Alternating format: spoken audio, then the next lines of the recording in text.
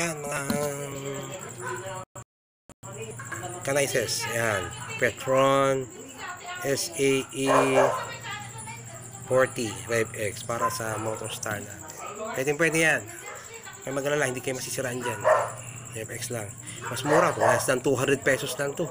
Kesa bumili kayo ng mga worth 200 pesos na mga engine oil dyan sa mga motor store, motor shop.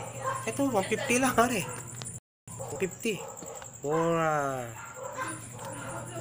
3,000 kilometer. Pwede na lang palitan yan. 150 lang yan. For Motorstar. Heavy duty ang brand. Kaya kayo mag-alala, hindi kayo masisiraan ng makina. Mas maganda na yung medyo malapot ang konti. Kasi kapag uminit ang makina nyo, lalabnaw yan. Kaya huwag kayong bibili ng malabnaw na. Kasi wala nang malulubricate dyan sa makina natin. Kasi minsan hindi ako nasunod sa mga specs ng mga sabi-sabi ng mga mechanical experience din. Actually, hindi naman ako experience sa mechanical. Pero marunong ako mag-mechanical. Kaya alam ko yan. Kaya may mga sasakyan din kami. Yan, mga sasakyan namin. Yan, sasakyan namin yan. So, budget, high quality engine oil, pare. So, subukan nyo. Basta proper tuning lang, proper replacement lang ng langis every 3,000 or 2,500 km. Mangitim lang, medyo maramdaman nyo na medyo lumabnaw na yung langis o medyo nabawasan na, palit na kayo. Mura lang yan, 150 lang yan.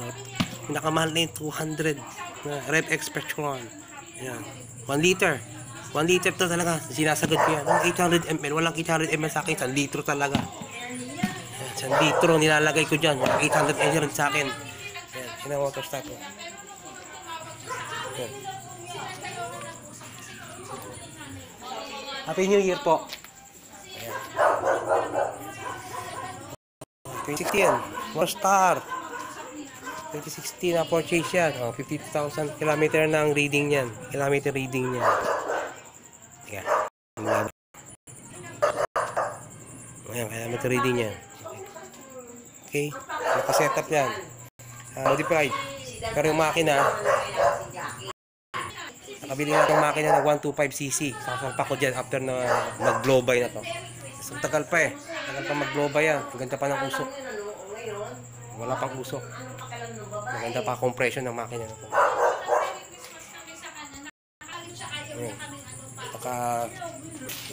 Dito ganda ko na kaysa bumili akong bago. Naka-disc brake tayo.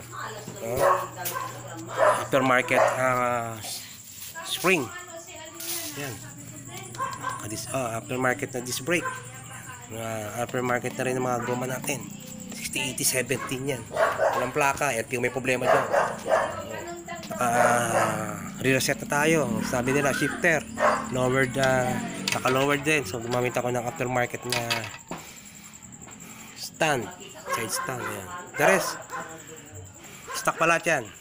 Even the spark plug, headers, cylinder head, carburetor, air cleaner. Ayan. Okay, naka-LED na rin ko dahil kailangan ko rin talaga na maliwanag ilaw sa gabi. Ayan. Okay, bago ka magpa-LED, pa-convert nyo sa battery operated. Yan. Okay? Yun lang po. So, suggest ko sa inyo, Rev X SAE 40. Yan. Motorstar. 1 liter. Wala nang 800 ngayon. 1 liter nyo na.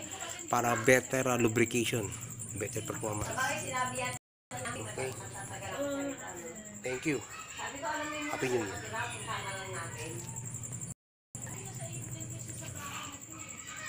Next. Kami hindi na kaya ba ikaw eh.